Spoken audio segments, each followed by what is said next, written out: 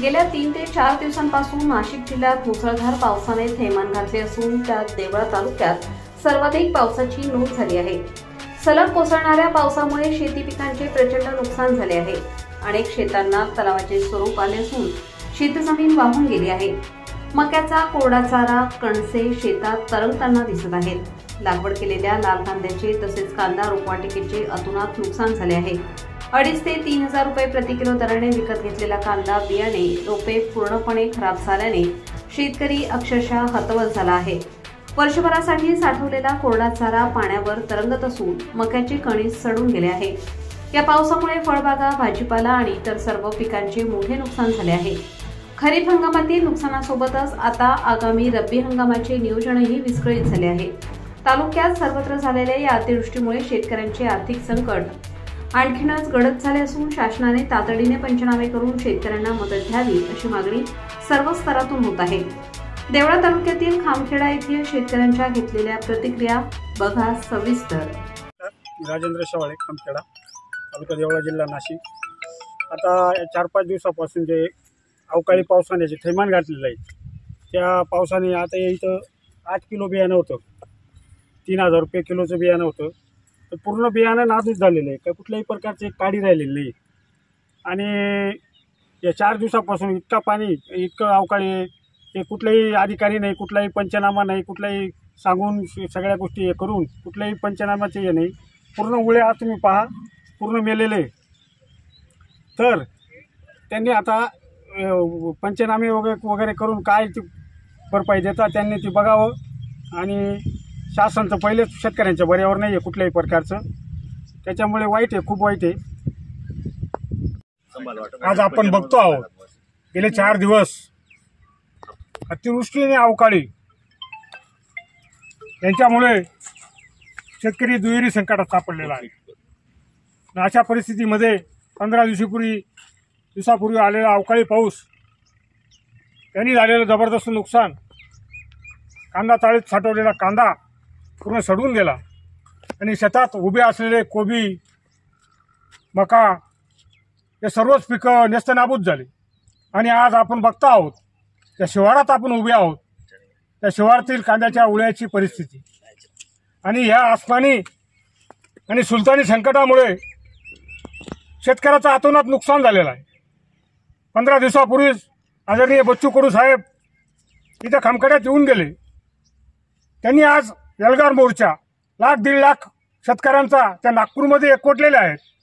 आणि एकीकडे बच्चू कडू, राजू शेट्टी शेतकऱ्यांसाठी लढत असताना बांधावरचा शेतकरी सुद्धा आज मेटाकुटीला आलेला आहे, त्याचं काहीच राहिलं नाही। आणि अशा अवस्थेमध्ये हे सरकार इव्हेंट मॅनेजमेंटमध्ये आपसाच्या श्रेयवादामध्ये अटकलेलं आहे। शेतकऱ्यांचा कोणी वाली नाही। म्हणून मी एक शेतकरी संघटना, स्वाभिमानी शेतकरी संघटनेचा, प्रहार शेतकरी संघटनेचा समन्वयक या नात्याने शासनाला कळकळीचा इशारा देतो, तुम्ही जर शेतकऱ्यांसाठी काही केलं नाही तर देवाशपथ सांगतो, देवा भाऊ तुला या नेपाळसारखी परिस्थिती झाल्याशिवाय हे शेतकरी शांत बसू देणार नाही। हे एवढंच मी आवाहन करतो आणि शेतकऱ्यांना जास्तीत जास्त सरसकट पंचनामा करून मदत करावी एवढीच मी एक स्वाभिमानी शेतकरी संघटनेचा कार्यकर्ता म्हणून विनंती करतो आहे। पावसाने जे थैमान घातले आणि जास्तीत जास्त देवळा तालुक्यात प्रचंड प्रमाणात पाऊस पडून आणि शेतीचं अतोनात नुकसान झालं आहे। आताच ज्या शेतकऱ्याचे जे शेत आहे त्याच्यात आपण बघतोय की 8 किलो बियाणं टाकलं, 3,000 किलोप्रमाणे बियाणं विकत घेतलं आहे आणि पावसाचं पाणी साचल्यामुळे टोटल बियाणं लॉस झालं आहे। आता परत या शेतकऱ्यांच्या पुढे टोटल तालुक्याच्या आमच्या खामखेडा गावच्या की परत आता काळं घ्यायचं कसं काय, टाकायचं कसं काय, पुढचा कांद्याचा सीझन कसं काय काढायचा। आणि जर आर्थिक गणित तर देवळा तालुक्याचं पूर्व पट्टा पण आता बऱ्यापैकी, पण पश्चिम पट्टा जर धरला तर टोटल आर्थिक गणित कांद्यावर आहे।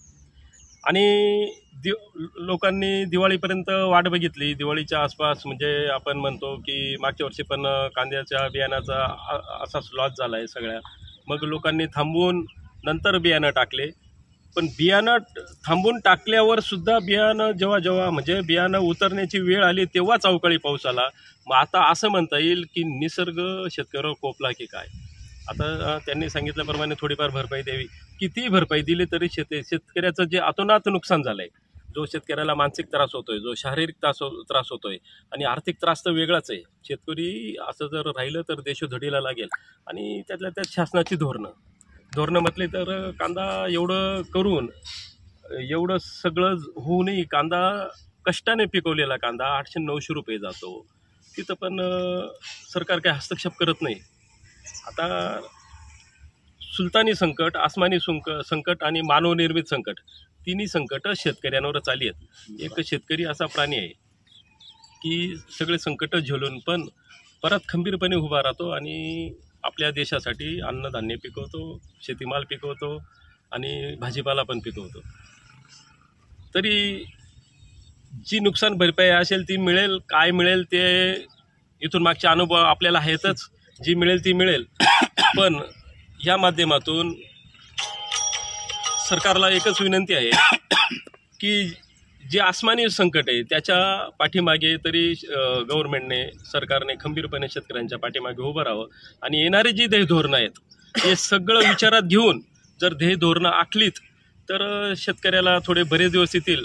नाहीतर विदर्भ मराठवाड्याचं लोण, जो आपण सदन पट्टा म्हणतो किंवा पाण्याचा भाग म्हणतो, तिकडे येण्यास जास्त वेळ लागणार नाही असं एकंदरीत चित्र आहे. आणि असं एकंदरीत मला वाटतं.